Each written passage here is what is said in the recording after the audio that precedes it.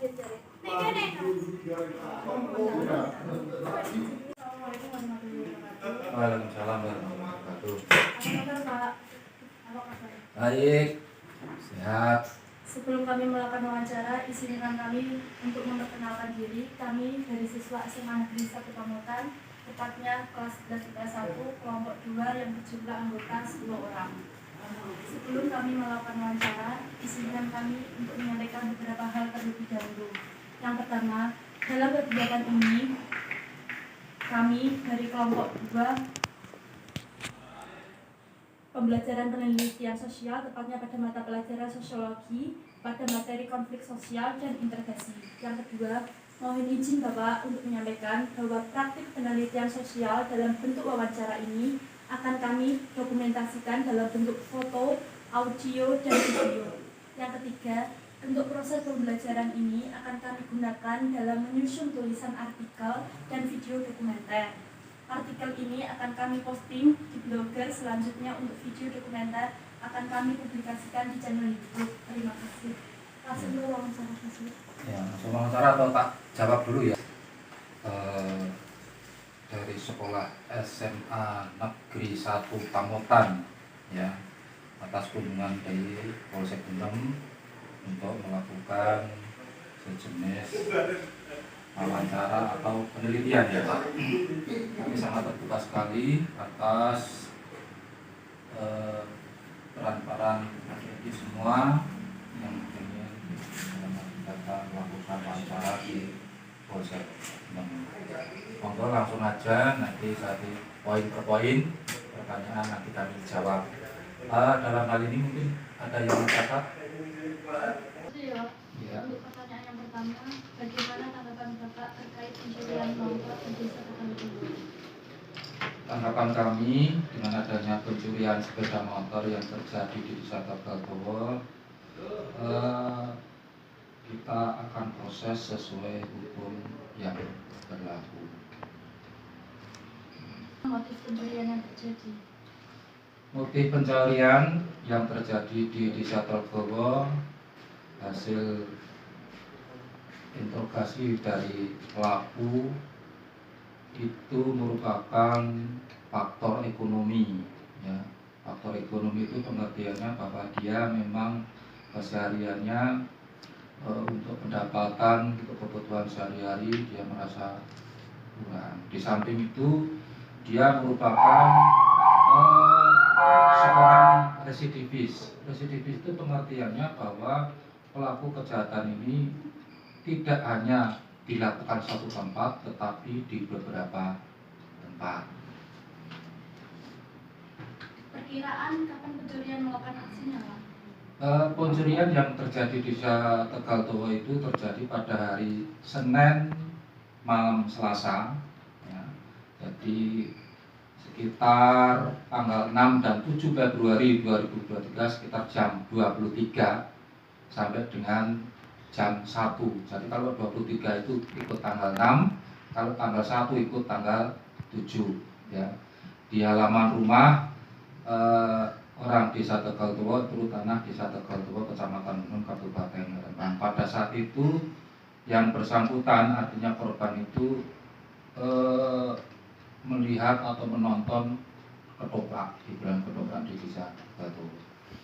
Bagaimana langkah selanjutnya yang akan Bapak lakukan? Langkah yang dilakukan otomatis dengan adanya kejadian pencurian itu Polsek Kepolisian Sektor Gunung itu melakukan penyelidikan bekerjasama dengan Polres Rembang, dalam hal ini unit Reskrim, untuk melakukan penyelidikan, yaitu berupaya untuk mengungkap kasus, menemukan barang buktinya maupun pelakunya. Apakah pencuri sepeda motor tetap Bapak pidanakan jika barang curian sudah dikembalikan? Yang jelas dalam kasus ini pelaku pencurian tetap kita proses sesuai hukum yang berlaku. Apakah pencuri tetap? Bagaimana pendapat Bapak tentang dampak terjadinya tindakan pencurian sepeda motor? Dampak terjadinya pencurian otomatis membuat resah masyarakat, ya. Maka Polri menghimbau kepada masyarakat ketika memarkir sepeda motor hendaknya jangan lupa dikunci setang dan kunci tambahan yaitu pengaman, ya, seperti pengaman rantai seperti itu, agar aksi pelaku kejahatan itu paling tidak untuk melakukan menghambat pelaku untuk melakukan aksinya yaitu pencurian. Bagaimana untuk solusi Bapak mengatasi pencurian sepeda motor? Untuk mengatasi pencurian, bahwa untuk memelihara keamanan dan ketertiban masyarakat itu bukan merupakan sepenuhnya tanggung jawab Polri, namun bersama dengan masyarakat kita harus saling memelihara keamanan dan ketertiban, yaitu dengan cara seperti kegiatan yang di malam hari seperti siskamling itu perlu diaktifkan atau digalakkan kembali, ya, itu untuk pengamanan kunci setang dan pengaman tambahan, termasuk pengamanan tambahan kunci rantai. Berapa kira-kira hukuman apabila melakukan pencurian sepeda motor tersebut? Kebetulan kejadian yang di desa Tegaltua itu dengan cara merusak kunci setang, ya. Jadi korban itu sudah berupaya memakai sepeda motor dengan cara dikunci setang, namun oleh pelaku dirusak. Nah, otomatis di dalam perkara ini kita kenakan pasal 363 ayat. Bagaimana kronologinya kejadian pencurian sepeda motor di Salirembang ini berangkat menuju desa Tegaltowo dengan mengendarai Honda Beat warna merah Nopol K6359 DW. Menonton ketoprak, sesampai di lokasi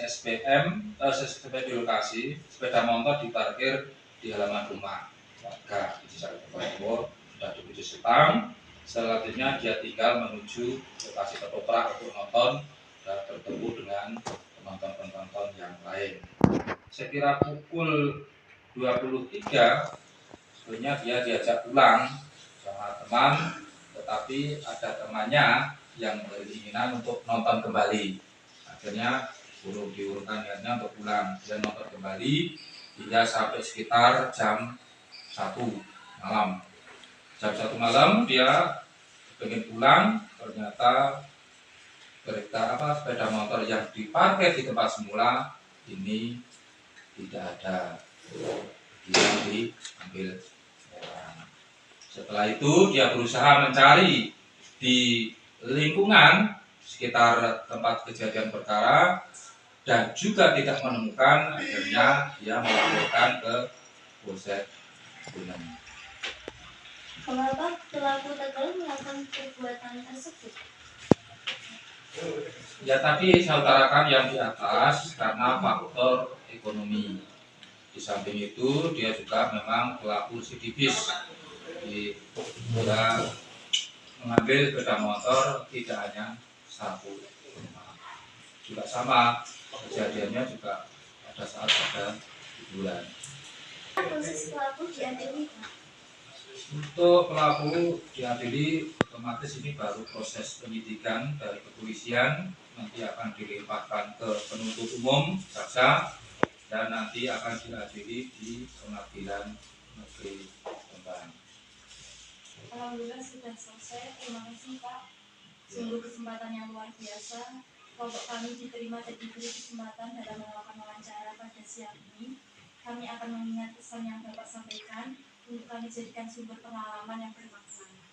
Sama-sama, yang jelas saya berpesan kepada adik-adik semua, belajar yang pinter, barangkali nanti salah satunya pengganti daripada generasi kami.